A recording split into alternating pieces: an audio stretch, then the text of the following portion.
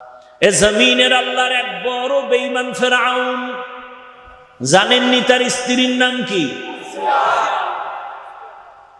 এত বড় বেঈমানের ঘরে থাকি আসিয়া আল্লাহ দুনিয়া থেকে চলে গেলেন। রহমতের নবী বলেন, জান্নাতের মধ্যে আসিয়ার সাথে আমি মুহাম্মদের বিবাহ হবে। ফেরাউন এত কষ্ট দিয়েছে আসিয়াকে, একজন নারী, আর ফেরাউন তো নিজের খোদা দাবি করেছে। আল্লাহ দেখায় দিলেন ইতিহাস, ওই ফেরাউন আসিয়ারে বারবার নজর করে একদিন দেখে আসিয়ার জবান থেকে আল্লাহর নাম বের হয়ে গেছে। ফেরাউন বলে, কার নাম বলছো? বলে, আমি আল্লাহর নাম বলেছি। বলে, আল্লাহ কে? বলে, তোমারে যিনি বানাইছেন তিনি আমার আল্লাহ। ফেরাউন বলে, মিশরের খোদা তো আমি। বলে, সবাই তোমারে খোদা মানে, আমি মানি না, কারণ আমারে হায়াত দিছেন যিনি তিনি আমার রব। যিনি আমার এত সুন্দর কণ্ঠ দান করেছেন তিনি না জানি আরো কত সুন্দর, তিনি আমার মালিক। ফেরাউন বলে, সর্বনাশ, আসিয়া এমনটা করা যাবে না। বলেন, আমি আমার রবের ছাড়িয়ে কোথাও যাব না।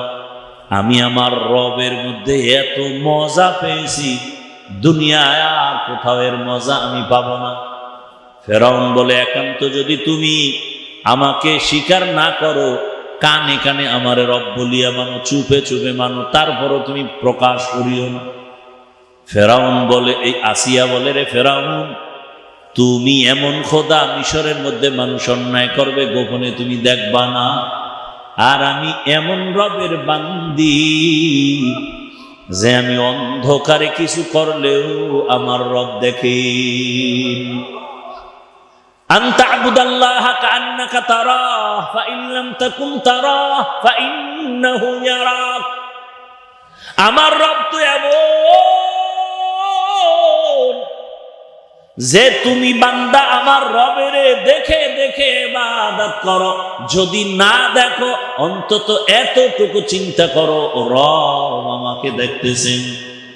হযরত আলী রাসূলের সাহাবী, চাচাতো ভাই আবার জামাতা, 7 বছর বয়সে রাসূলের হাতে হাত লাগায় দিয়েছেন, কেউ বলেন 11 বছর।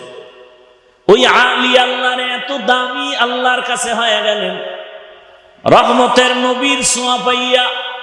কেউ বলে, আলী তুমি যেই আল্লাহরে ইবাদত করো সে আল্লাহরে দেখছো নি? আলী বলেন, আমি এমন আল্লাহর ইবাদত করি না যে আল্লাহকে দেখি না, আমি আল্লাহকে দেখে দেখে ইবাদত করি। বলে, তো আল্লাহ কেমন? বলে, এটা অনুভব করা যায়, ভাষা দিয়া বোঝানো যায় না। আসিয়া কোনোভাবেই থামে না, ফেরাউন অপকৌশল আর পারে না। এইবার ফেরাউন সিদ্ধান্ত নিল আসিয়াকে শুলিবিদ্ধ করে মেরে ফেলবে, ঘোষণা হয়ে গেল।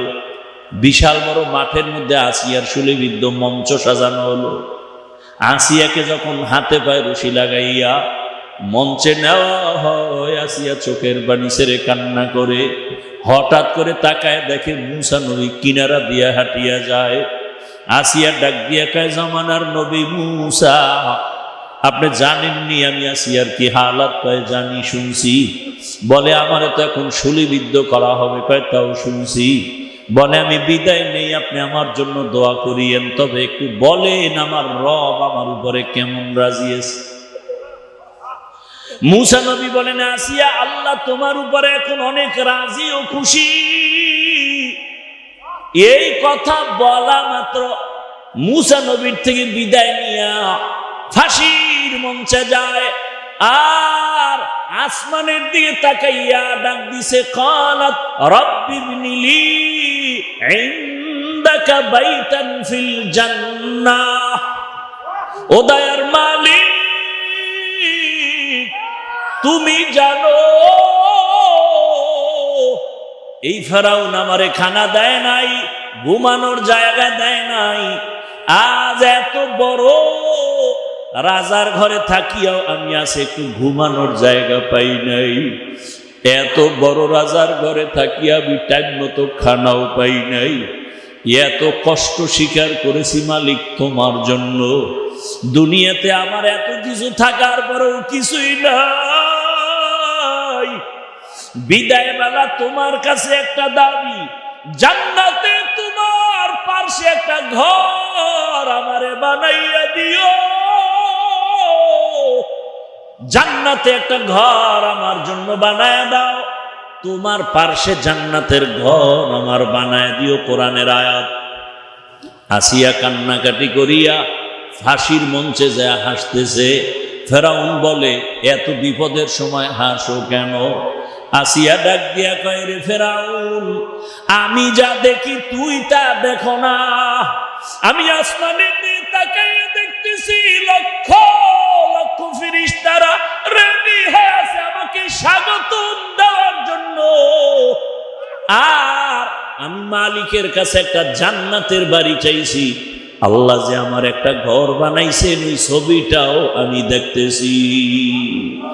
ও পর্দার আড়ালের মা বোনেরা, এত বড় বেঈমানের ঘরে থাকিয়া ফেরাউনের ঘরে আসিয়া যদি আমার মালিকের আশিকা হয়, আমার মালিকের এত অন্তরে জায়গা দেয়, রহমতের নবীর জান্নাতের সুসংবাদ।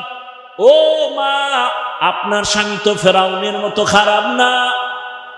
আপনার স্বামী তো আপনি নামাজ পড়লে বাধা দেয় না, রোজা রাখলে বাধা দেয় না। বড় অনেক স্বামী আছে নিজে নামাজ না পড়লেও বিবির নামাজের প্রশংসা করে, নিজে রোজা না রাখলেও স্ত্রী রোজা রাখে প্রশংসা করে।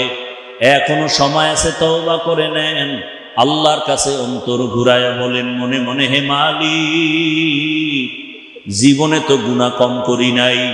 মানুষ আমারে কত সম্মানের চেয়ার দেয়, কত আদর করে, কিন্তু আল্লাহ আমি তো দেখি আমি বড় জাহান্নামের আসামি। ওই অন্ধকার কবরে আমার কেউ নাই।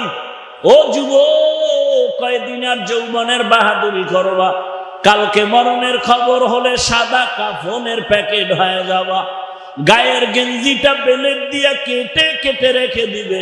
ওই অন্ধকার কবরে কেউ নাই, এখনো সময় আছে, তওবা করো।